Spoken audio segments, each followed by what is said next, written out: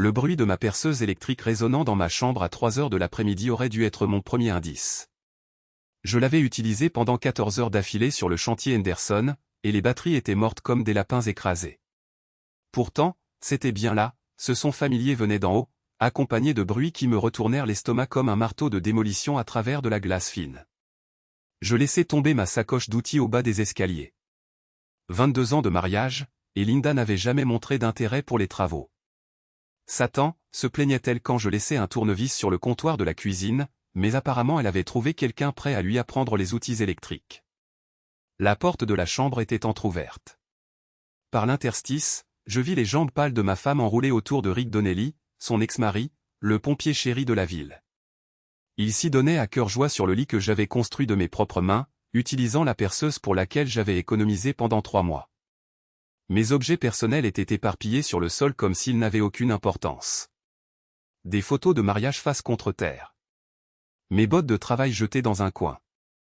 Je pris le .357 dans le tiroir de ma table de chevet. Pas pour l'utiliser, juste pour sentir quelque chose de solide dans mes mains tremblantes. Dehors, dis-je en me tenant dans l'embrasure de la porte. Rick n'eut même pas la décence d'avoir l'air gêné. Il descendit de ma femme avec un sourire narquois, prenant tout son temps pour enfiler son pantalon d'uniforme. « Détends-toi, Tommy. Les adultes discutent. » Mais avant que je puisse répondre, mes filles apparurent dans le couloir derrière moi. Sarah, 17 ans, et Emma, 15 ans.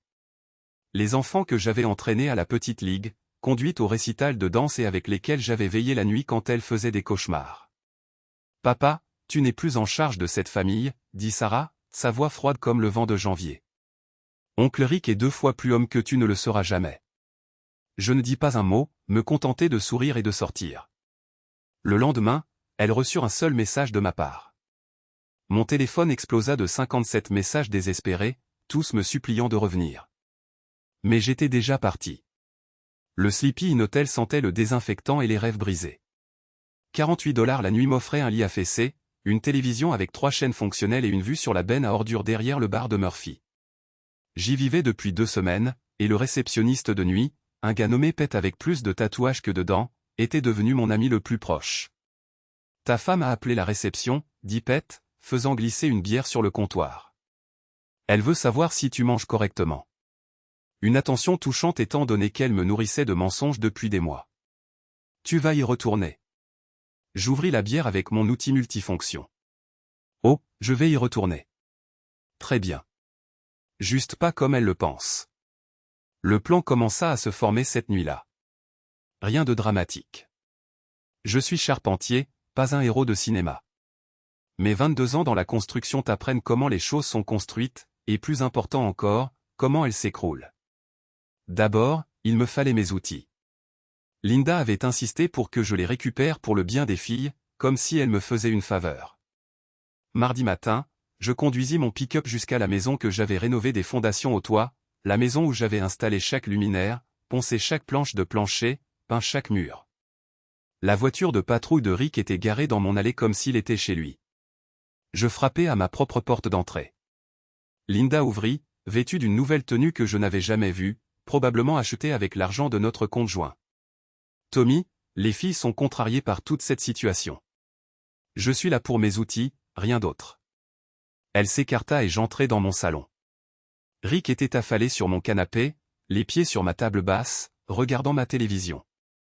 Il était en tenue civile, jean et un t-shirt moulant qui mettait en valeur ses muscles de salle de sport. Tout en lui criait « Regardez-moi. » « Bon après-midi, Tommy, dit-il sans lever les yeux. J'espère que ça ne te dérange pas que je m'installe confortablement. Linda dit que tu n'auras plus besoin de cet endroit très longtemps. Mes outils étaient éparpillés sur le sol du garage comme si quelqu'un les avait jetés de haut. Des milliers de dollars d'équipement que j'avais accumulés pendant 2 décennies, traités comme des ordures. Fais attention à ça, dis-je, m'agenouillant pour ranger ma scie sans fil. Certaines choses valent plus que ta voiture de patrouille. Rick rit. D'accord. Écoute, Tommy, restons simples. Linda tourne la page. Les filles sont heureuses. Peut-être est-il t'aime. PS que tu fasses de même. Je me levai, tenant ma boîte à outils. Sarah et Emma regardaient depuis l'embrasure de la cuisine, le visage fermé. Derrière elle, la moitié du voisinage avait trouvé des excuses pour être dans son jardin, faisant semblant de ne pas regarder. Tu sais quoi, Rick? Tu as absolument raison. Je posai la boîte à outils et en sortis mon marteau de démolition. Je tourne la page, mais d'abord je dois régler quelques affaires en suspens. Son sourire narquois s'estompa. Qu'est-ce que ça veut dire? Je soulevai le marteau, sentant son poids familier.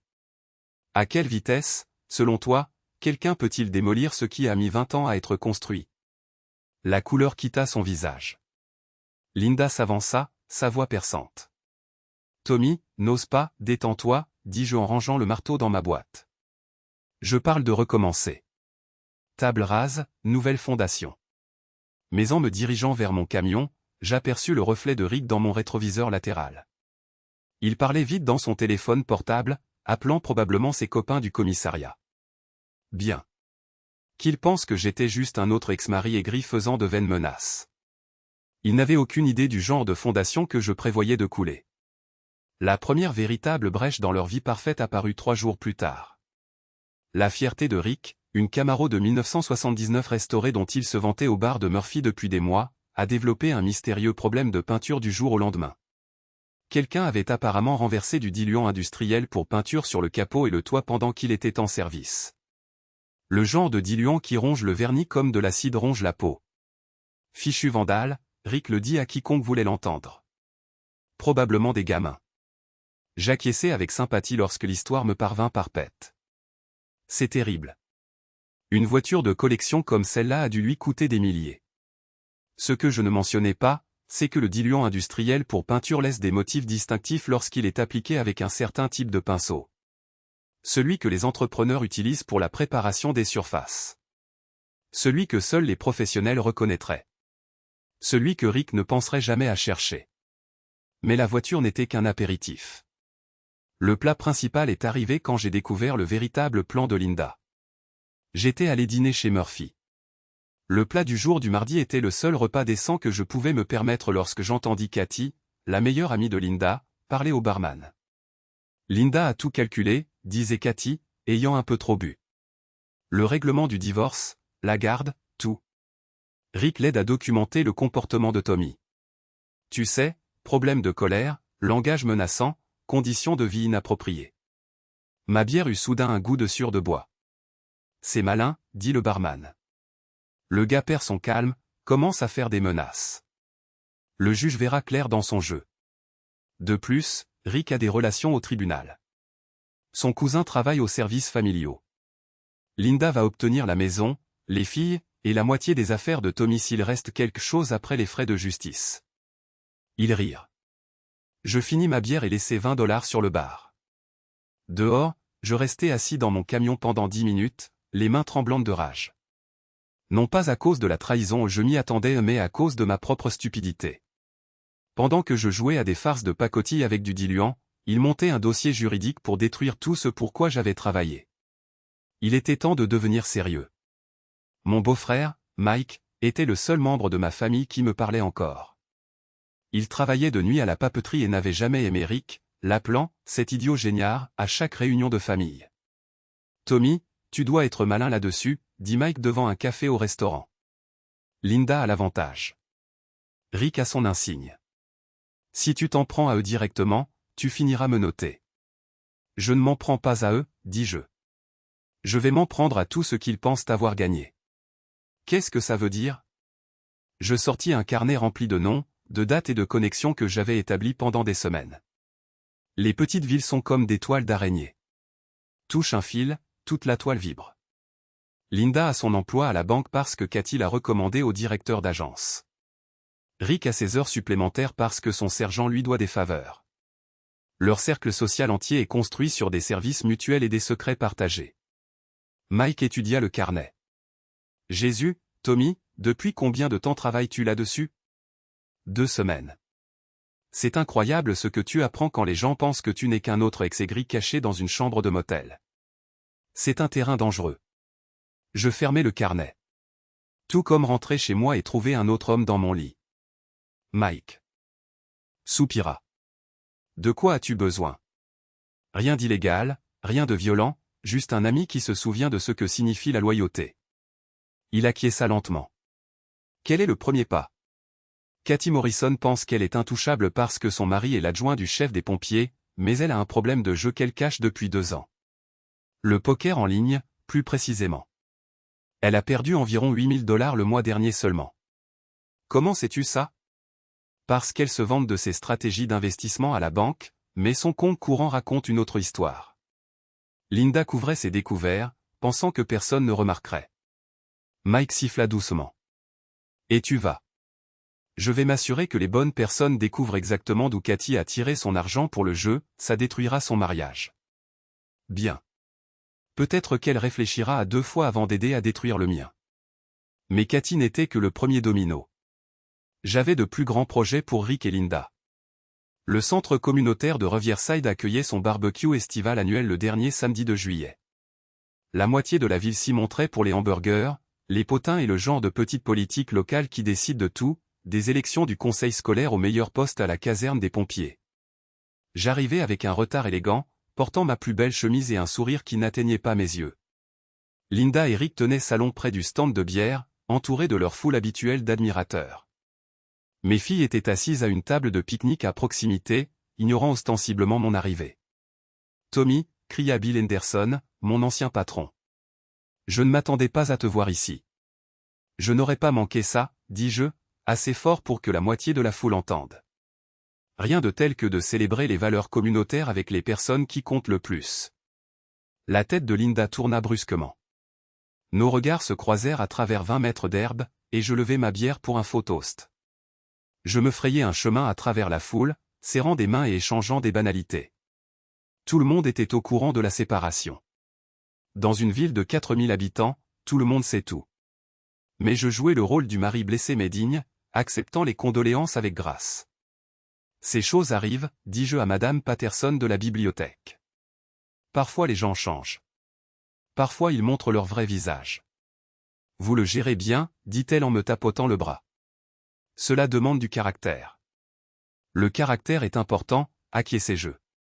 Surtout quand on élève des enfants. On veut qu'ils apprennent la différence entre le bien et le mal, entre loyauté et trahison. Ma voix porta plus loin que nécessaire. Plusieurs têtes se tournèrent, y compris celle de Linda. Je me déplaçai dans la foule comme un politicien, participant à chaque conversation. Auprès du président de la banque, je mentionnai à quel point j'étais désolé que Linda quitte son poste. Le stress du divorce, vous comprenez? Elle a besoin de temps pour définir ses priorités. Auprès du sergent de Rick, j'exprimai mon inquiétude concernant la concentration de Rick ces derniers temps. Non pas que ce soit ma place de dire quoi que ce soit, mais un homme traversant une situation compliquée avec la femme d'un autre homme, eh bien, cela affecte le jugement. J'espère que cela n'aura pas d'impact sur ses responsabilités professionnelles. Chaque commentaire était soigneusement calibré. Rien de répréhensible, rien de juridiquement problématique, juste des graines de doute plantées dans un terrain fertile. L'événement principal arriva pendant le toast traditionnel. Chaque année, le président du centre communautaire demandait aux gens de partager des réflexions sur la famille et la tradition. Cette année, il fit appel à moi. Je me levai, bière à la main, et attendis que la foule se calme. Je tiens à remercier tout le monde pour leur soutien pendant cette période difficile, commençai-je. Le divorce n'est jamais facile, surtout quand il y a des enfants. Mais il est important de se souvenir de ce pourquoi nous nous battons vraiment. Je fis un geste vers mes filles qui regardaient leur téléphone. Nous nous battons pour l'honnêteté, pour l'intégrité, pour l'idée que les promesses ont un sens, que les vœux de mariage ne sont pas juste de jolis mots que l'on prononce jusqu'à ce que quelque chose de mieux se présente. Des mouvements de malaise dans la foule. Le visage de Linda rougissait. Nous nous battons pour la conviction que le foyer d'un homme est son château, pas un endroit où d'autres hommes peuvent aller et venir à leur guise, utilisant ses outils, dormant dans son lit, dressant ses enfants contre lui. Rick commença à se lever, mais Linda lui saisit le bras. Le plus important, nous nous battons pour la vérité, car finalement, peu importe le nombre de mensonges que les GE. NS raconte, peu importe le nombre de secrets qu'ils gardent, la vérité finit toujours par éclater, généralement quand on s'y attend le moins. Je levai ma bière en l'honneur des vraies valeurs familiales. Le silence s'étira pendant 5 secondes. Puis les gens commencèrent à applaudir, incertains mais polis. Je m'assis, satisfait de la performance. Rick était à ma table 30 secondes plus tard. Fils de pute, sifflait-il, se penchant pour que moi seul puisse l'entendre. Tu crois pouvoir nous humilier devant toute la ville? Je crois que je viens de faire un joli discours sur les valeurs familiales, dis-je d'un ton modéré. À moins qu'il n'y ait eu quelque chose de gênant là-dedans. Tu sais exactement ce que tu as fait. Je me levai et soudain nous étions face à face. Rick avait 3 pouces et 30 livres de plus que moi. Mais j'avais quelque chose qu'il n'avait pas. Rien à perdre. Ce que j'ai fait, dis-je clairement, c'est dire la vérité. Si cela te gêne, peut-être devrais-tu réfléchir à la raison. Il me saisit par la chemise. Dehors maintenant, Rick, non. Linda apparut à ses côtés. Sa voix paniqua. Pas ici. Pas devant tout le monde. Mais j'étais déjà en mouvement. Je reculai délibérément, laissant sa prise me déséquilibrer. Je trébuchai dans la table des desserts, en voyant un gâteau au chocolat voler. Il atterrit pile sur la robe blanche de Madame Patterson. La foule haleta. Rick lâcha prise immédiatement, mais le mal était fait. Aux yeux de tous, on aurait dit qu'il m'avait attaqué sans provocation. Accident, dis-je rapidement, essuyant le glaçage de ma chemise. Entièrement de ma faute. Parfois je suis plus maladroit que je ne le pense. Mais Sarah apparut aux côtés de Rick, le visage déformé par la fureur. Avant que quiconque ne puisse l'arrêter, elle me cracha directement au visage. « Tu es pathétique, dit-elle, sa voix portant à travers la foule soudain silencieuse. Un vieil homme pathétique et aigri qui ne peut accepter que personne ne veuille de lui. » J'essuyai lentement le crachat, m'assurant que tout le monde voit. Le silence était assourdissant. « Eh bien, dis-je finalement, je suppose que nous savons tous où nous en sommes. » Je partis sans me retourner, laissant Rick et Linda faire face aux regards et aux murmures de 400 voisins. Mais les vrais feux d'artifice ne faisaient que commencer. La beauté des petites villes, c'est que tout le monde connaît les affaires de tout le monde. La malédiction, c'est que tout le monde pense connaître les affaires de tout le monde. Parfois, ces deux choses ne sont pas identiques. Cathy Morrison, par exemple, pensait que personne ne savait rien de son habitude de jeu en ligne. Elle avait tort. Dès mardi matin, des captures d'écran de l'activité de son compte de poker furent livrées anonymement à son mari, au président de la banque et au rédacteur en chef du journal local.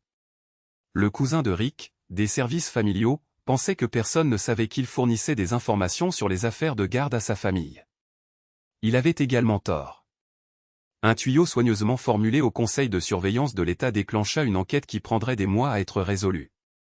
Linda pensait que ses rendez-vous après les heures de bureau avec Rick à la banque étaient discrets, mais les caméras de sécurité ne mentent pas, et les employés de banque qui se sentent menacés par le népotisme ne gardent pas de secret. Je n'ai fait aucun de ces appels moi-même. Je n'en avais pas besoin. Dans une ville où tout le monde parle, il suffit de s'assurer que les bonnes informations parviennent aux bonnes oreilles. En une semaine, Linda était en congé administratif en attendant une enquête éthique. Le mari de Cathy avait demandé le divorce et gelé leur compte joint.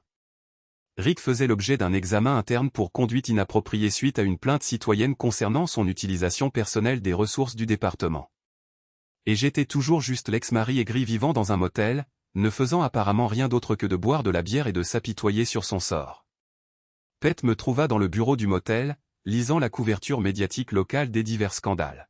« Tu aimes ça, n'est-ce pas » dit-il. Je levai les yeux d'un article sur la suspension de Rick.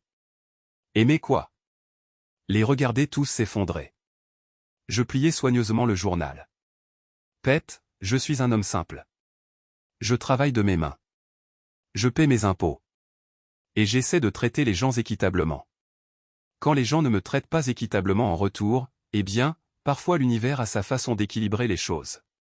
L'univers, n'est-ce pas? C'est incroyable combien de problèmes les gens peuvent se créer quand ils pensent que personne ne regarde. » Pete secoua la tête. « Fais juste attention, Tommy. Ce genre de choses a une façon de te retomber dessus. » Il avait raison, bien sûr. Mais j'y comptais bien.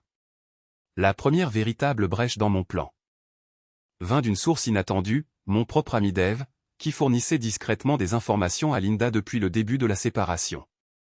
Je le découvris par accident. Dave possédait le garage où je faisais entretenir mon camion depuis 15 ans. Un bon gars, un ami loyal. Ou du moins, c'est ce que je pensais. Mais quand je m'arrêtai pour récupérer mon camion après une vidange, je l'entendis au téléphone dans son bureau. Oui, il a posé des questions sur la voiture de Rick. Des questions très spécifiques sur les dommages de peinture. Non, Linda, je ne pense pas que ce soit lui. Mais regarde, Tommy n'est pas stupide. S'il voulait embêter quelqu'un, il saurait comment faire passer ça pour un accident. Je restai dans son embrasure de porte jusqu'à ce qu'il me remarque. La couleur quitta son visage. Je dois y aller, dit-il dans le téléphone, puis il raccrocha. 15 ans, Dave. Tommy, écoute. 15 ans d'amitié, de t'apporter des affaires, de t'aider à déménager quand ta femme est partie. D'être là quand ton père est mort.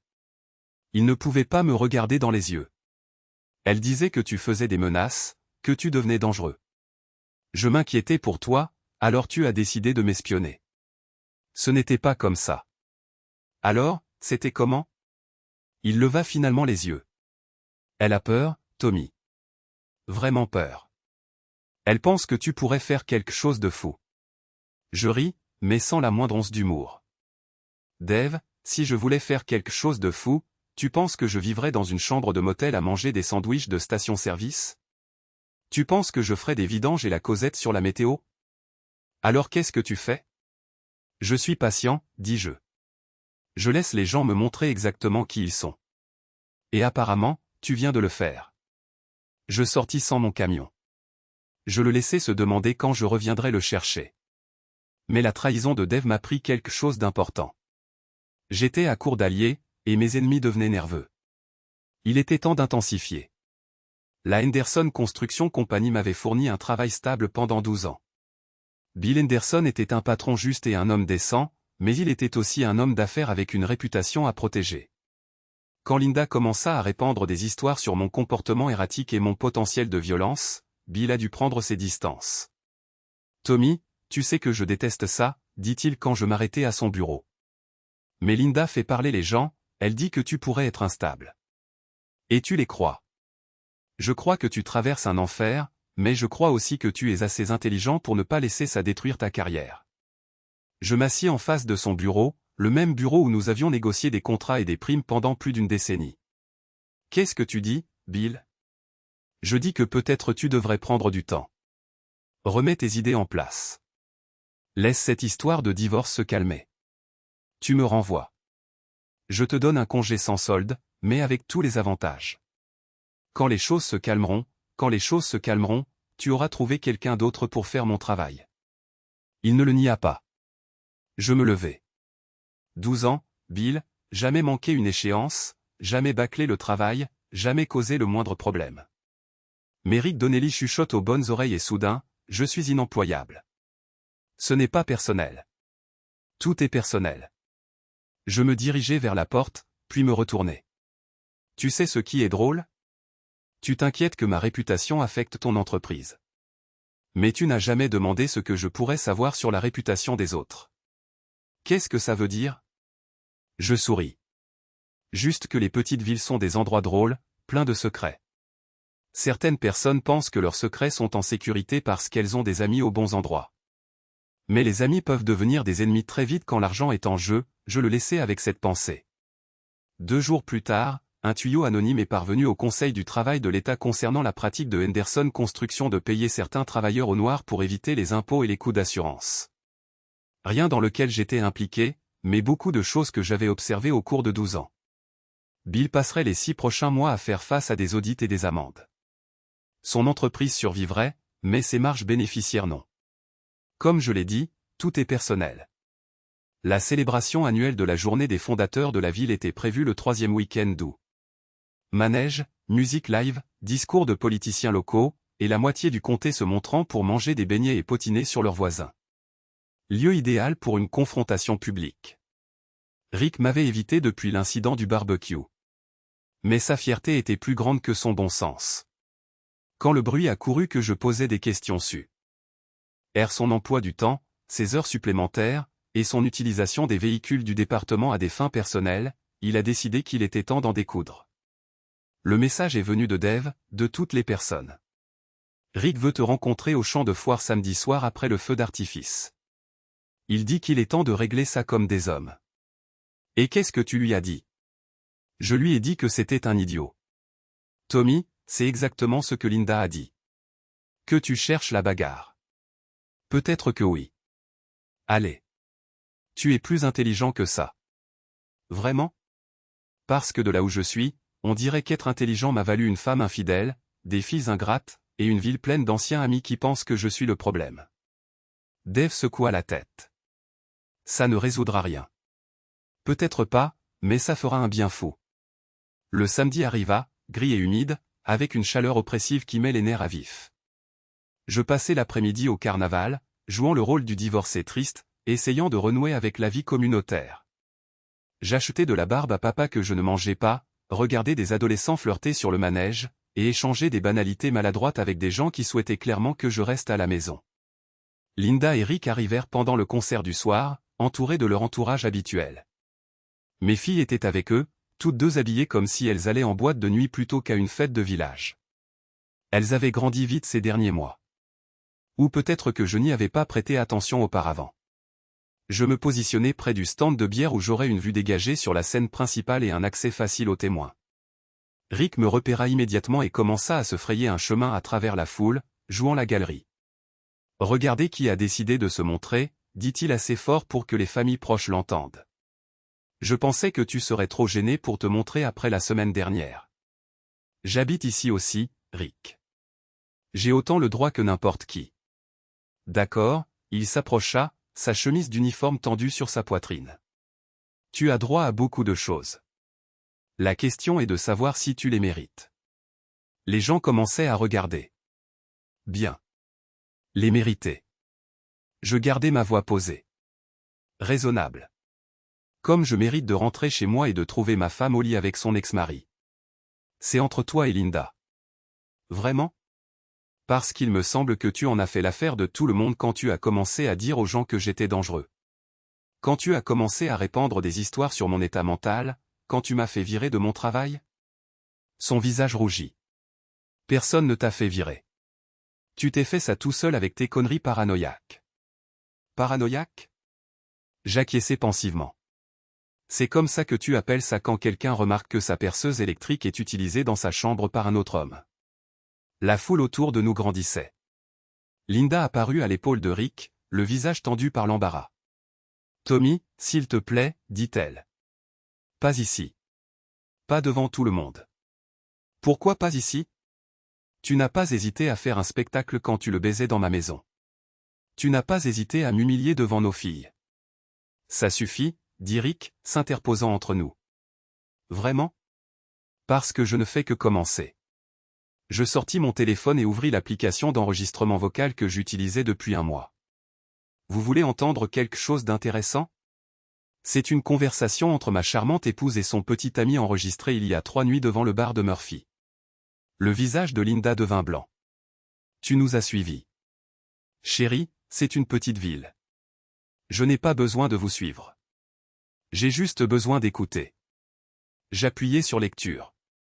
La voix de Linda, légèrement déformée mais clairement audible, sortit du haut-parleur du téléphone. Rick, nous devons être plus prudents. Si Tommy découvre le plan de garde, détends-toi. Mon cousin s'en occupe. Le juge verra exactement ce que nous voulons qu'il voie. Mais s'il se bat? Avec quel argent? Quand nous aurons terminé, il aura de la chance de pouvoir s'offrir un avocat décent, sans parler de garder son entreprise. J'arrêtai l'enregistrement. Le silence s'étira pendant 10 secondes. C'est drôle avec les petites villes, dis-je d'un ton conversationnel. Le son porte vraiment la nuit, surtout quand les gens pensent être discrets. La main de Rick se porta à sa ceinture. Non pas pour son arme, mais pour ses menottes. Une mémoire musculaire de 15 ans de travail policier. Cet enregistrement ne sera pas recevable au tribunal, dit-il. Probablement pas, mais il n'a pas besoin de l'être, n'est-ce pas? Parce que tout le monde ici vient de l'entendre. Je regardais la foule de voisins, de collègues, d'amis et d'étrangers qui avaient observé notre drame se dérouler pendant des mois. Certains. INS avait l'air choqué, d'autres dégoûtés.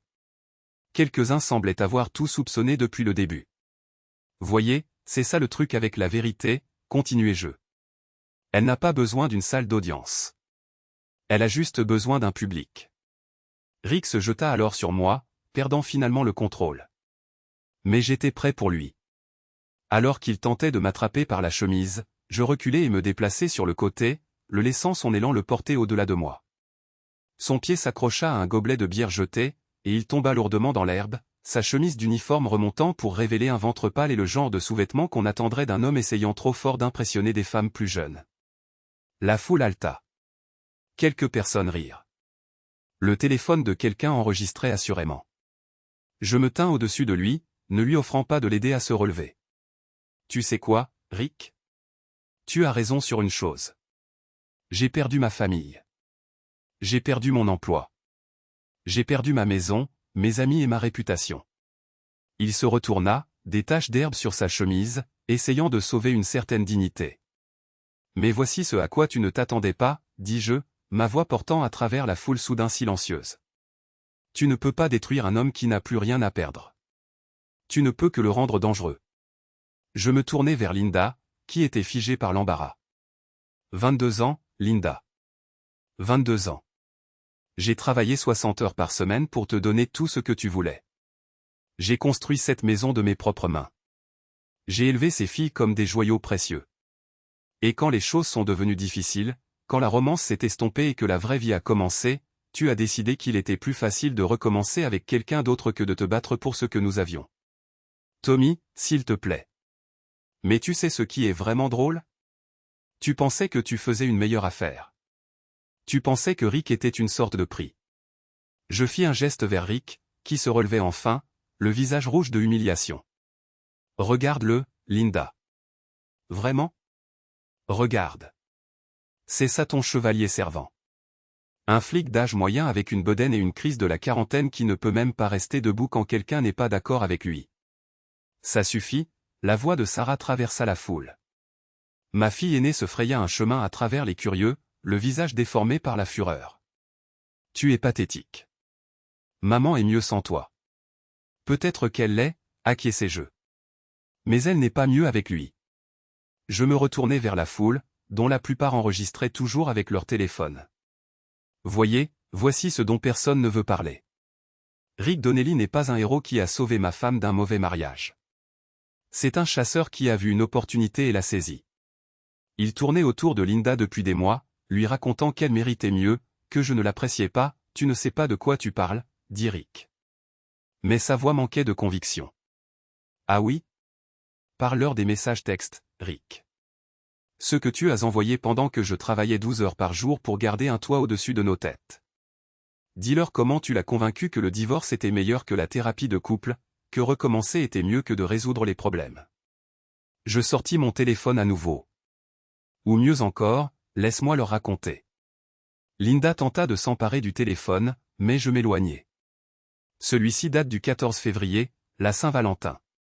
Comme c'est romantique. Tu mérites quelqu'un qui voit à quel point tu es spécial. Il ne sait pas ce qu'il a, c'est pour Tommy, au cas où quelqu'un se le demanderait. Des murmures dans la foule. Le visage de Rick devenait de plus en plus rouge. En voici un autre.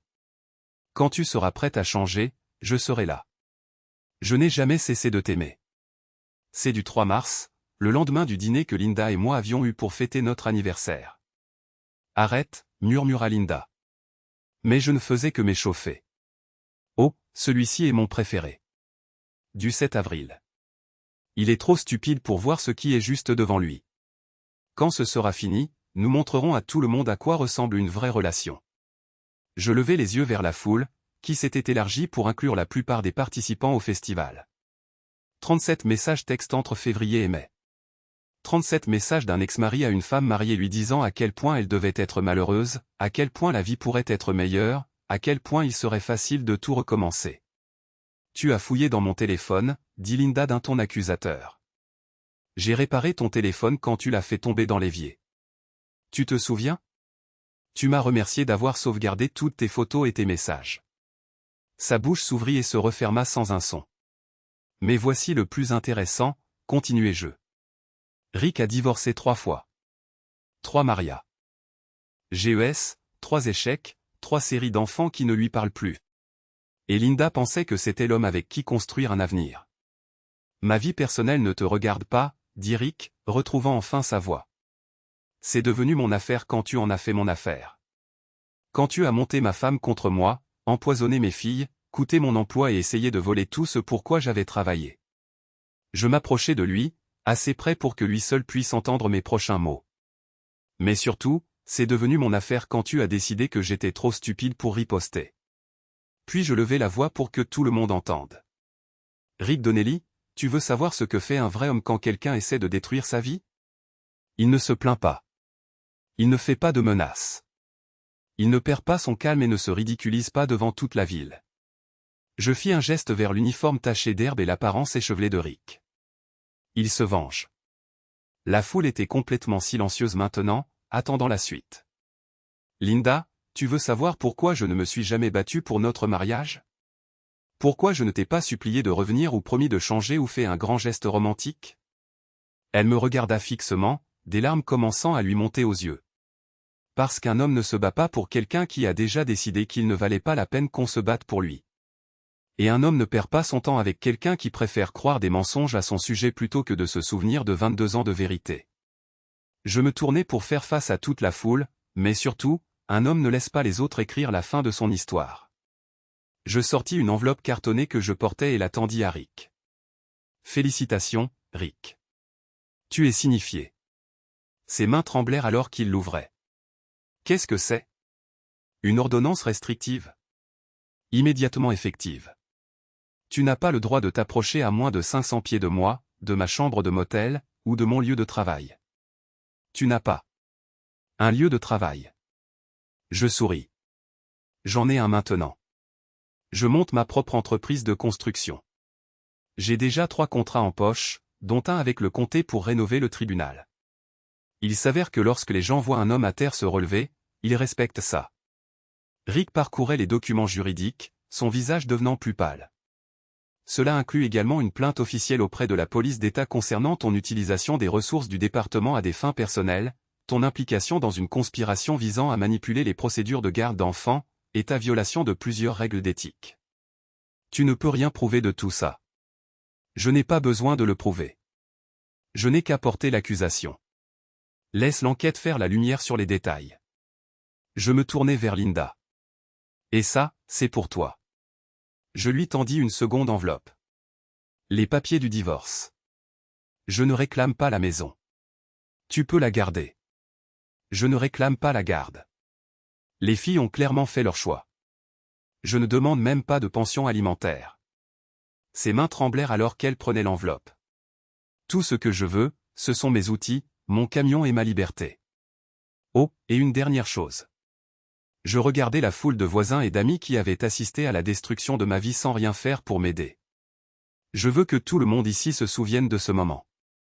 Souvenez-vous que lorsque vous pensiez que Tommy Wilson était fini et abattu, lorsque vous l'avez catalogué comme un ex-mari aigri de plus, il préparait en réalité son retour. Je fis un geste vers Rick, qui se tenait toujours là dans son uniforme taché, tenant des papiers juridiques qu'il ne comprenait pas tout à fait. Souvenez-vous que lorsque vous pensiez que Rick Donnelly était une sorte de héros, il n'était en réalité qu'un chasseur incapable d'affronter l'homme dont il avait essayé de voler la vie. Le silence s'étira pendant ce qui sembla être des minutes. Puis quelqu'un dans la foule commença à applaudir. Lentement, d'autres se joignirent. Pas tout le monde, les amis de Linda restèrent figés, et les copains policiers de Rick semblaient mal à l'aise, mais suffisamment de gens applaudirent pour indiquer clairement dans quel sens le vent tournait. Je ramassai mon téléphone et les enveloppes vides, brossant l'herbe de mon jean. Linda, j'espère que toi et Rick êtes très heureux ensemble. Vraiment, parce qu'après ce soir, vous allez avoir besoin l'un de l'autre plus que jamais. Je commençai à m'éloigner, puis me retourner une dernière fois. Oh, Eric, cette ordonnance restrictive fonctionne dans les deux sens.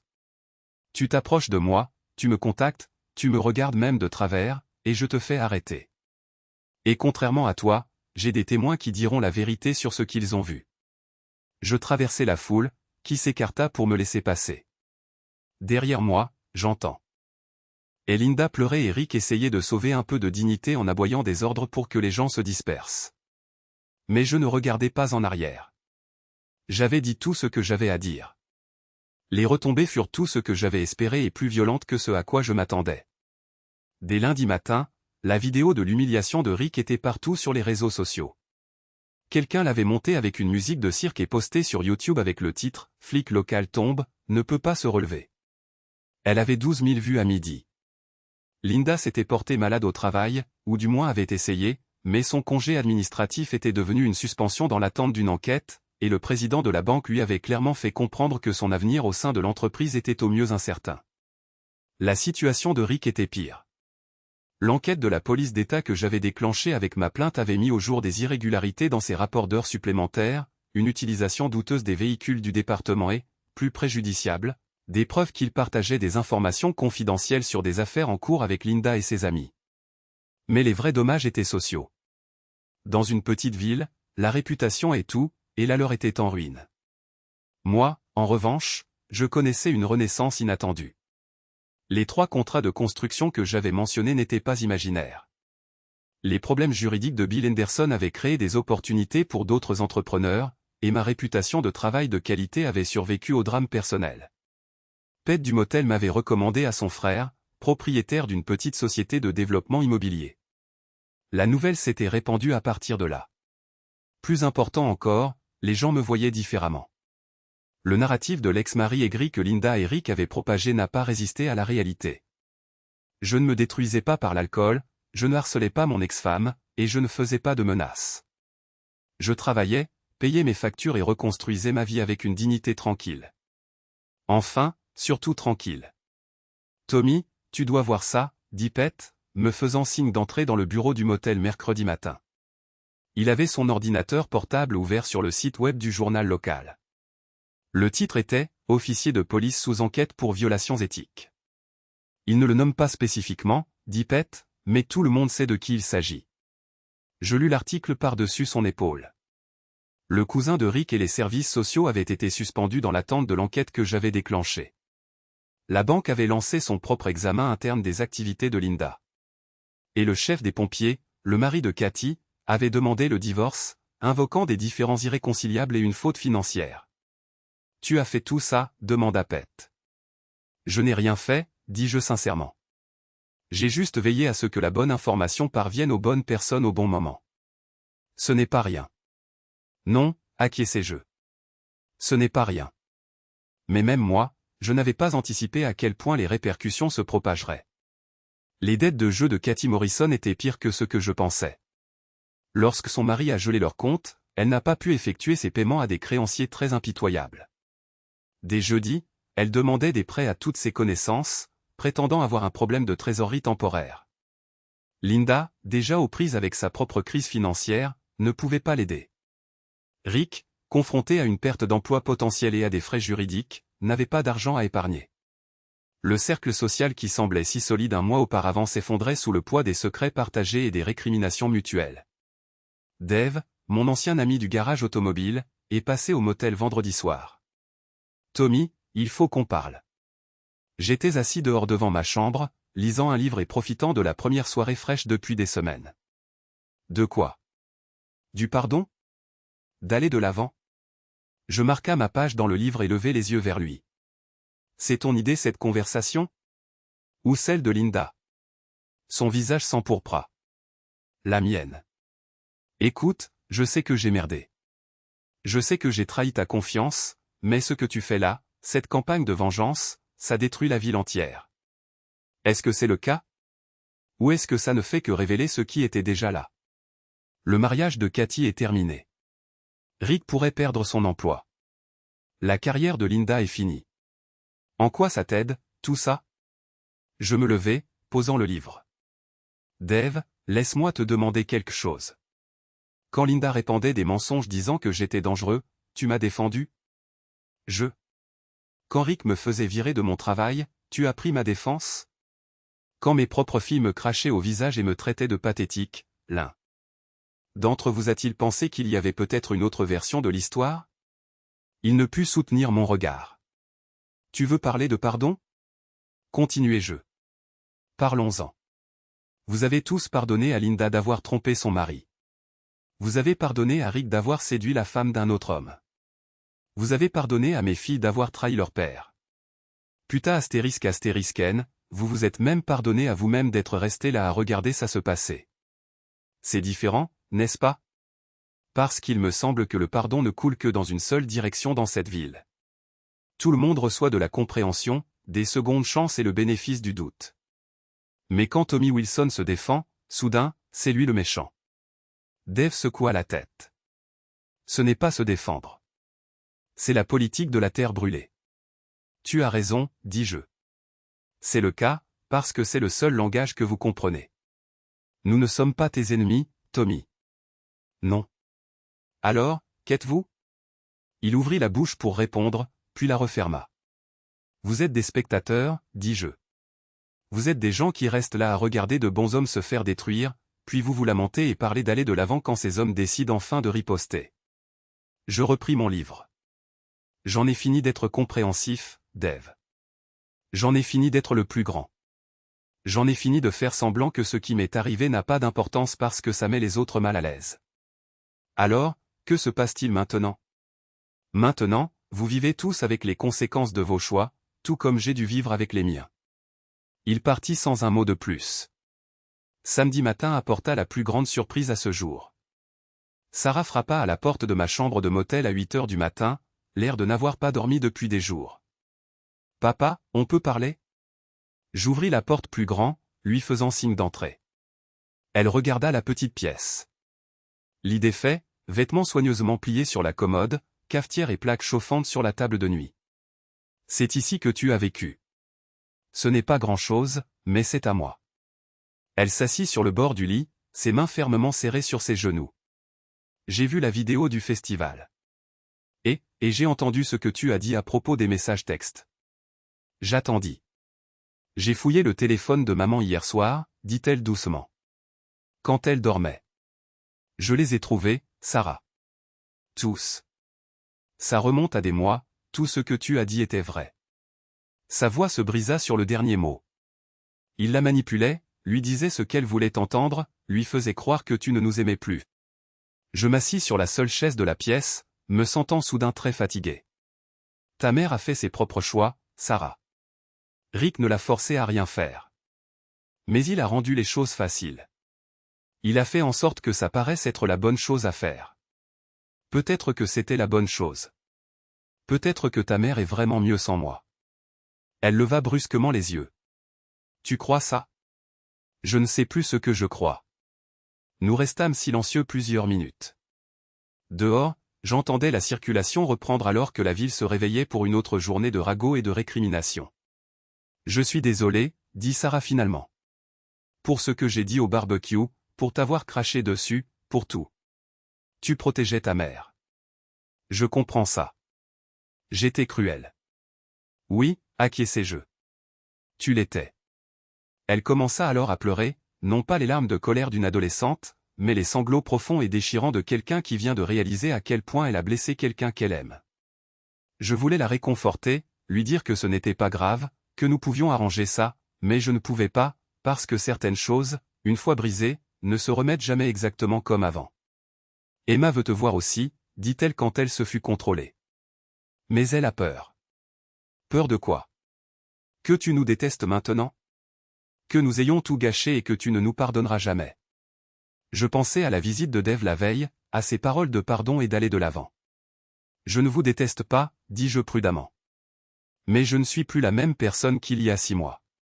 L'homme qui aurait tout pardonné, tout ignoré juste pour garder la famille unie. Cet homme est parti. Qu'est-ce que ça veut dire? Ça veut dire que je vous aime, mais je ne serai plus jamais le paillasson de personne. Ça veut dire que si vous voulez une relation avec moi, ce doit être sur un pied d'égalité. Plus de traitement de princesse. Plus de prétendre que le manque de respect est acceptable parce que vous êtes jeune, blessée ou confuse. Elle hocha lentement la tête. Et maman? Et elle? Penses-tu que tu lui pardonneras un jour? Je regardais par la fenêtre la ville où j'avais passé toute ma vie d'adulte, où j'avais bâti une carrière et élevé une famille, et où je pensais vieillir. Le pardon n'est pas le problème, Sarah. Le problème est la confiance. Et une fois qu'elle est partie, elle ne revient pas juste parce que quelqu'un dit qu'il est désolé. Mais elle est désolée. Vraiment désolée. Elle sait qu'elle a fait une erreur. Elle est désolée d'avoir été prise. Elle est désolée qu'il y ait eu des conséquences. Mais si je n'étais pas rentré tôt ce jour-là, si je n'avais pas vu ce que j'ai vu, combien de temps penses-tu que cela aurait duré? Sarah ne répondit pas, c'est la différence entre le regret et le remords, dis-je. Le regret, c'est souhaiter que les choses aient tourné différemment. Le remords, c'est reconnaître que tu avais tort et accepter la responsabilité des dommages que tu as causés. Elle accepte la responsabilité, n'est-ce pas? Parce que de mon point de vue, elle a passé les 6 derniers mois à essayer de convaincre tout le monde que c'était en quelque sorte ma faute. Que je l'avais poussée à ça avec mon emploi du temps, ou mon attitude, ou mon incapacité à répondre à ses besoins émotionnels. Sarah resta silencieuse un long moment. Que se passe-t-il maintenant? Demanda-t-elle finalement. Maintenant, tu décides quel genre de personne tu veux être, et moi je décide quel genre de vie je veux construire. On peut faire partie de cette vie? Ça dépend de toi. Elle se leva, s'essuyant les yeux. Je devrais y aller. Maman ne sait pas que je suis là. Sarah. Elle se retourna à la porte. Quoi que tu décides, assure-toi que c'est ta décision. Pas celle de ta mère, pas celle de Rick, pas celle de quelqu'un d'autre. Tu as 17 ans. Il est temps de commencer à penser par toi-même. Elle hocha la tête et partit. Je restai assis dans la pièce vide longtemps après son départ, pensant au pardon, aux conséquences et au prix de la justice.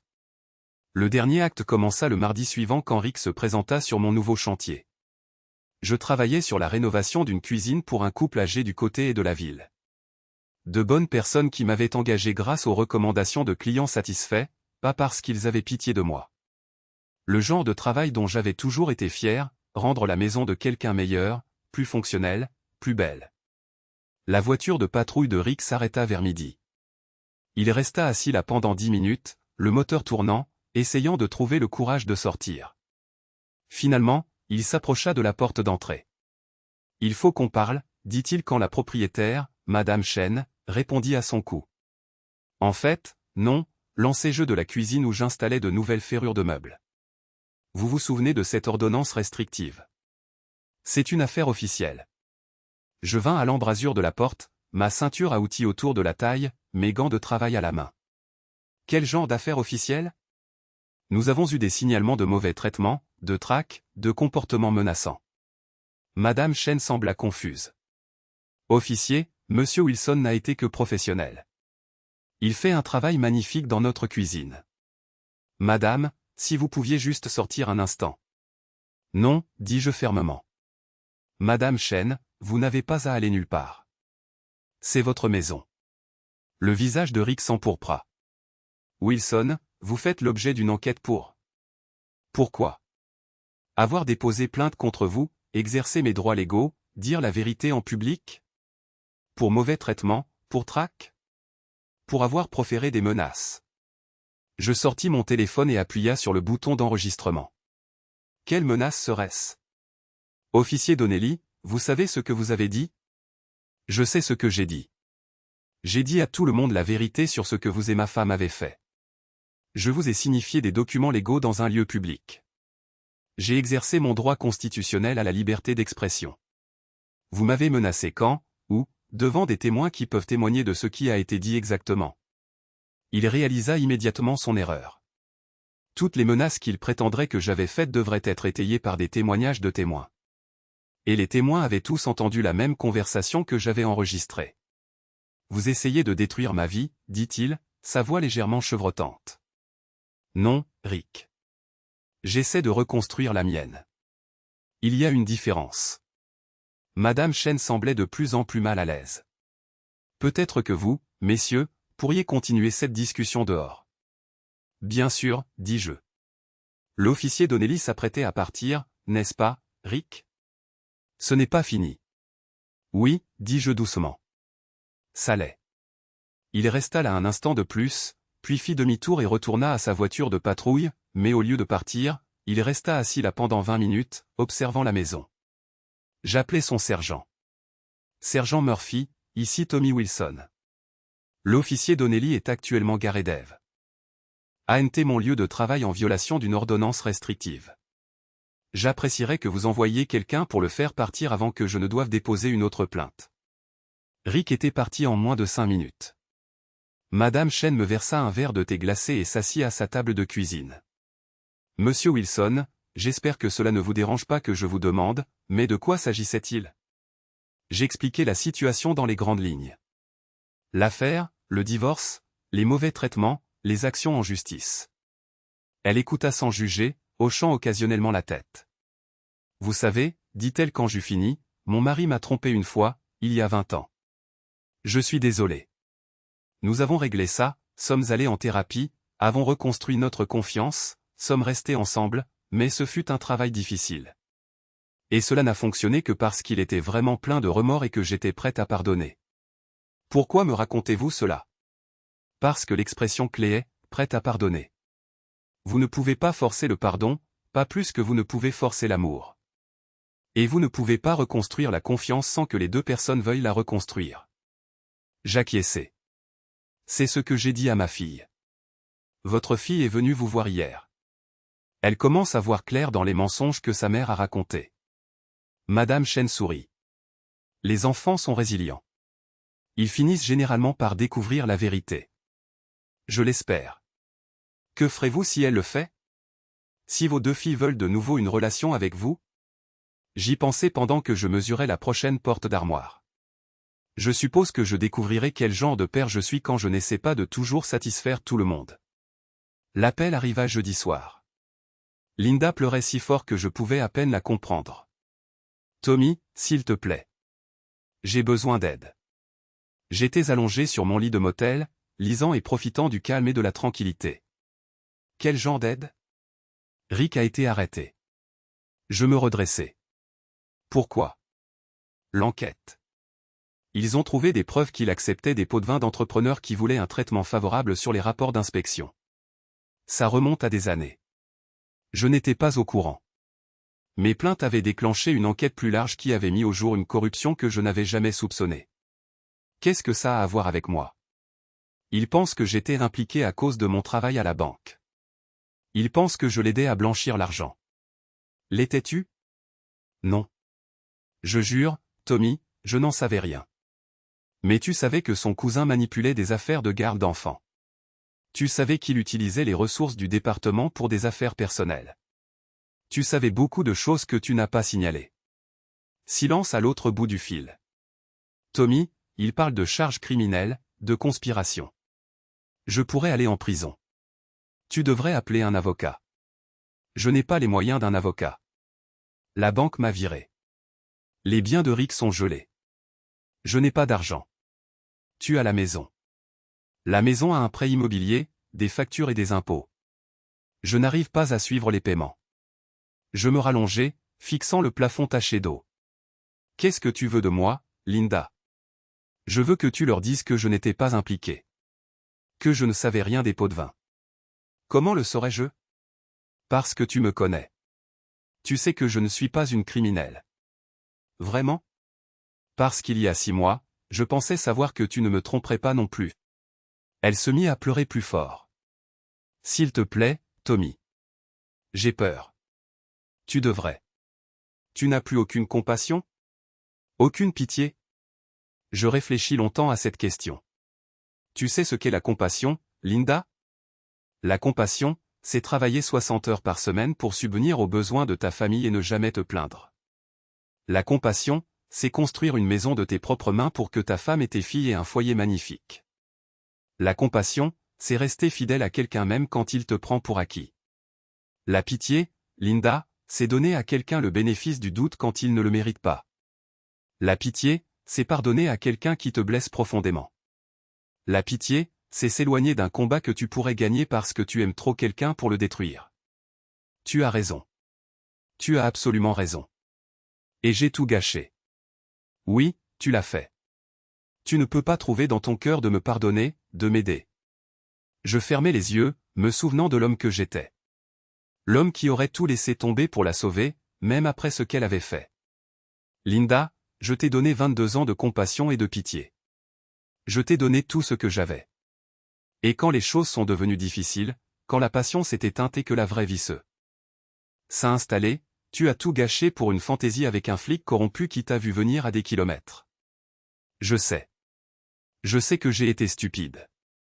Tu n'as pas été stupide. Tu as été égoïste. Il y a une différence. Alors, tu ne m'aideras pas? Je pensais à la visite de Sarah, à ses larmes, à ses excuses. Je pensais à Emma, craignant de me faire face parce qu'elle savait qu'elle avait choisi le mauvais camp. Je pensais à la vie que nous avions tous eue avant que Linda ne décide qu'elle méritait mieux. Je ferai une chose pour toi, dis-je finalement. Quoi? Je dirai la vérité.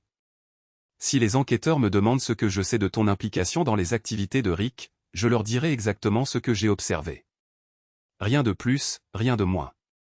C'est tout? C'est tout. Tommy, je t'aime toujours. Les mots me frappèrent comme un coup physique. Pendant un instant, je ne pus respirer. Non, dis-je quand je retrouvai ma voix. Tu aimes l'idée que tu te fais de moi. Tu aimes avoir quelqu'un pour te sauver quand tes mauvaises décisions te rattrapent. Tu aimes savoir qu'il y a toujours eu quelqu'un en arrière-plan qui sacrifierait tout pour toi.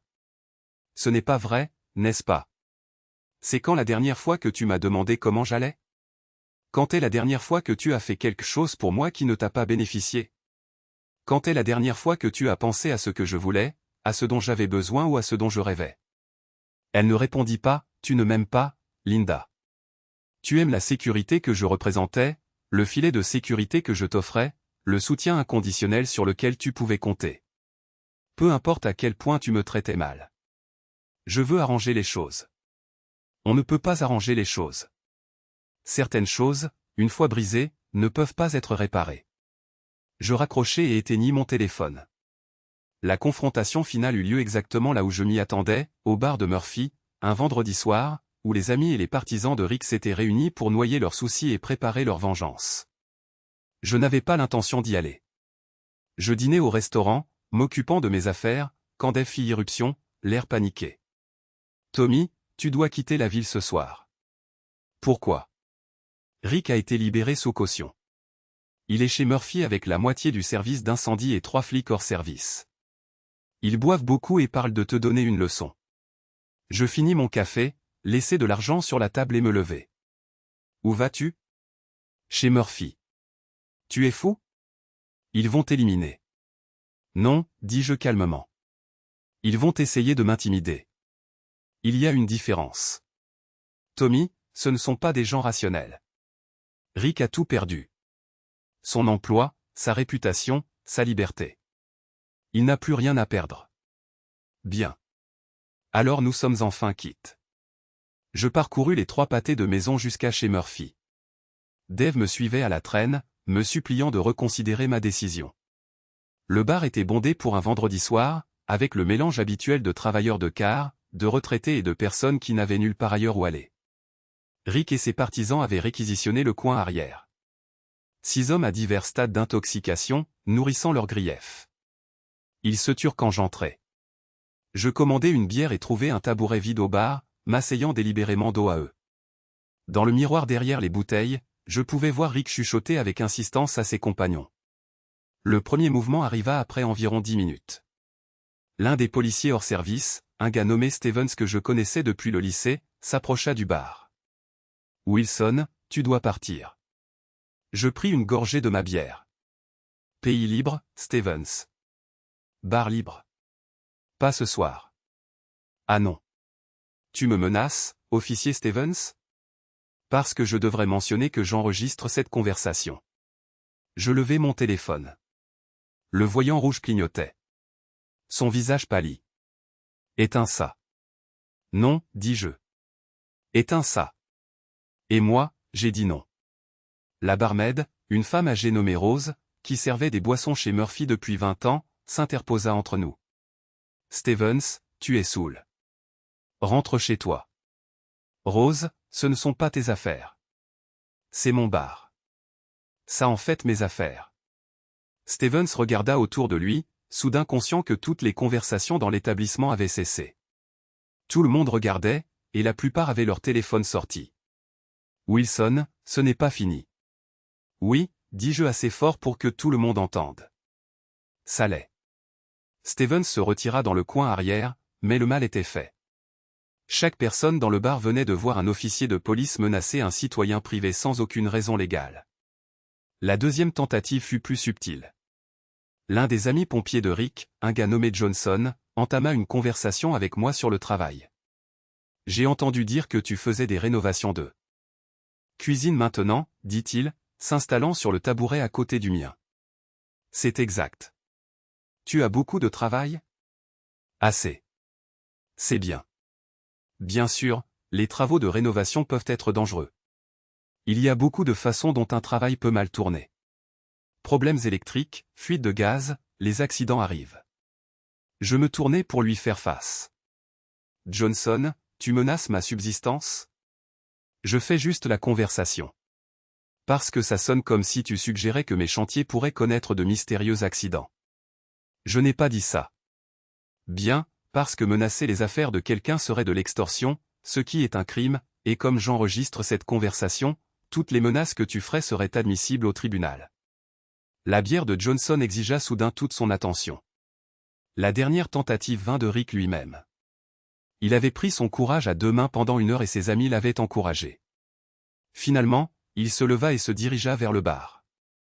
Tommy Wilson, dit-il, ces mots légèrement pâteux. L'homme qui a détruit ma vie. Je me retournai lentement. Rick Donnelly, l'homme qui a détruit sa propre vie. Tu m'as piégé. Tu as tout planifié. J'ai réagi à ce que tu as fait. Il y a une différence. Tu as tout ruiné, ma carrière, ma réputation, mon avenir. Tu as fait ça toi-même. J'ai juste fait en sorte que les gens le sachent. Il s'approcha et je sentis l'odeur du whisky sur son haleine. J'aimais Linda. Je l'aimais vraiment. Non, tu ne l'aimais pas, tu ne sais pas de quoi tu parles. Je sais que l'amour n'implique pas de briser le mariage de quelqu'un d'autre. Je sais que l'amour n'implique pas de manipuler les procédures de garde pour blesser des enfants innocents. Et je sais que l'amour n'implique pas de prendre des pots de vin et d'enfreindre la loi.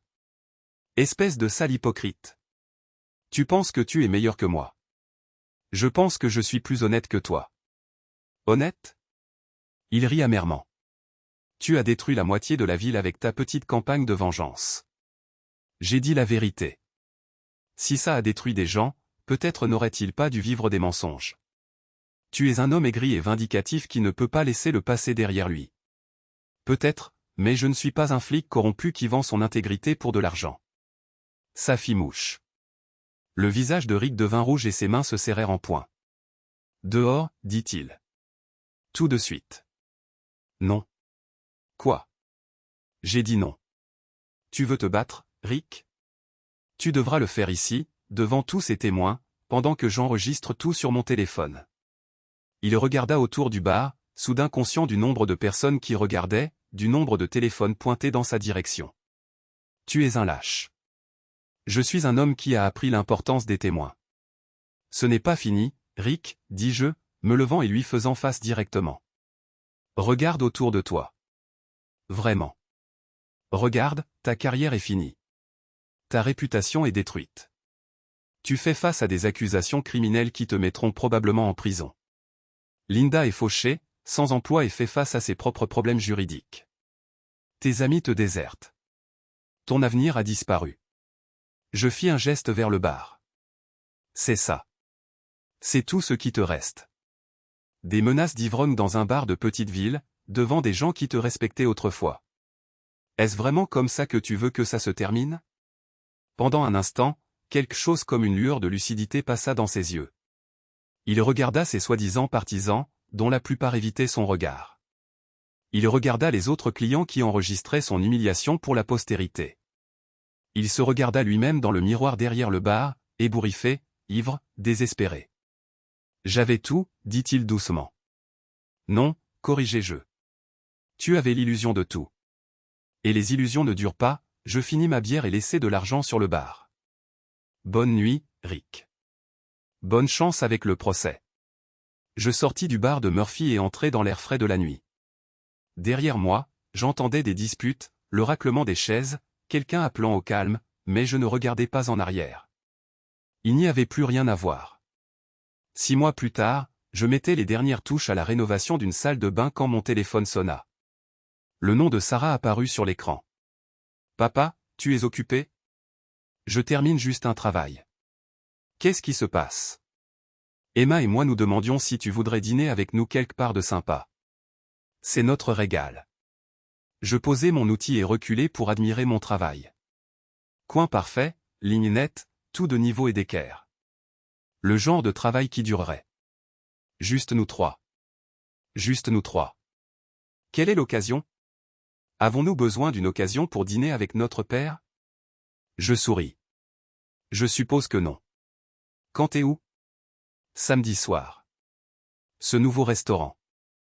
Italien en centre-ville. Ça me va. Je viens vous chercher? On t'y retrouve à 19h. J'y serai. Après qu'elle ait raccroché, je finis de nettoyer mes outils et de ranger mon équipement. Les propriétaires, un jeune couple avec leur première maison, traversèrent la salle de bain avec étonnement. Monsieur Wilson, c'est incroyable, dit la femme. C'est exactement ce que nous voulions. Mieux que ce que nous voulions, ajouta son mari. La qualité du travail est magnifique. J'acceptai leur paiement et leurs remerciements, puis chargeai mon camion et rentrai à mon appartement. J'avais déménagé du motel 3 mois plus tôt pour un petit appartement confortable près du centre-ville. Rien de sophistiqué, mais c'était chez moi. Mon téléphone vibra avec un message texte d'un numéro inconnu. Tommy, c'est Linda. Je sais que je n'ai pas le droit de te contacter, mais je voulais que tu saches que les charges contre moi ont été abandonnées. Le procureur a dit qu'il n'y avait pas assez de preuves pour prouver que je savais pour les activités de Rick. Merci d'avoir dit la vérité. Je fixai le message pendant longtemps, puis le supprimai sans répondre. Un autre message texte arriva, celui-ci de Sarah. Papa, j'ai oublié de mentionner qu'Emma amène son petit ami au dîner. J'espère que ça te va. Je répondis, j'ai hâte de le rencontrer, parce que c'est ce que font les pères. Ils rencontrent les petits amis de leur fille et essaient de déterminer si ces jeunes hommes sont dignes des femmes extraordinaires que leurs filles deviennent. Il m'avait fallu beaucoup de temps pour me souvenir quel genre de père je voulais être. Pas le paillasson qui tolérait le manque de respect parce qu'il avait peur de perdre l'amour. Pas l'ex-mari aigri qui laissait sa douleur empoisonner chaque relation. Juste un homme qui aimait ses filles suffisamment pour exiger qu'elles le traitent avec le même respect qu'il leur montrait. Je garai le camion et montai les escaliers jusqu'à mon appartement, pensant au samedi soir et me demandant comment serait le petit ami d'Emma, espérant que mes filles avaient appris quelque chose sur le choix des bons hommes en regardant leur mère en choisir un mauvais. En haut des escaliers, je trouvai un colis devant ma porte. Pas d'adresse de retour, juste mon nom écrit en majuscules soignées. À l'intérieur se trouvait une sculpture sur bois, un petit modèle détaillé d'une maison avec de minuscules bardeaux, des volets fonctionnels et un porche avec des chaises à bascule miniature. La finesse du travail était exquise, le genre de travail qui prend des mois d'efforts patients. En bas, une petite plaque en laiton disait « Pour l'homme qui construit des choses qui durent ». Pas de signature, pas de mots, pas d'explication, mais je savais d'où cela venait. Pete du motel avait mentionné qu'il s'était mis au travail du bois, et cela portait sa minutieuse attention aux détails. Je posai la sculpture sur ma table de cuisine et me préparai à dîner. Rien de sophistiqué, juste un sandwich et de la soupe. Mais je mangeais lentement, savourant la nourriture et le silence. Par ma fenêtre, je pouvais voir les lumières de la ville où j'avais passé toute ma vie d'adulte. Certaines de ces lumières appartenaient à des gens qui m'avaient trahi, qui avaient pris parti contre moi, qui m'avaient relégué au passé. Mais certaines appartenaient à des gens qui m'avaient donné des secondes chances, qui m'avaient engagé sur la base de mon travail plutôt que de ma réputation, qui avaient vu au-delà du drame, l'homme en dessous. C'était suffisant. Je rangeai ma vaisselle, vérifiai mon emploi du temps pour les travaux du lendemain et me couchai tôt. Le lendemain apporterait plus de travail, plus d'opportunités de construire des choses qui dureraient. Et samedi apporterait un dîner avec mes filles, une chance de continuer à construire la chose la plus importante de toutes, une relation basée sur l'honnêteté, le respect et l'amour. Le vrai amour, celui qui n'exige de personne qu'il soit moins que ce qu'il est. Celui qui dure.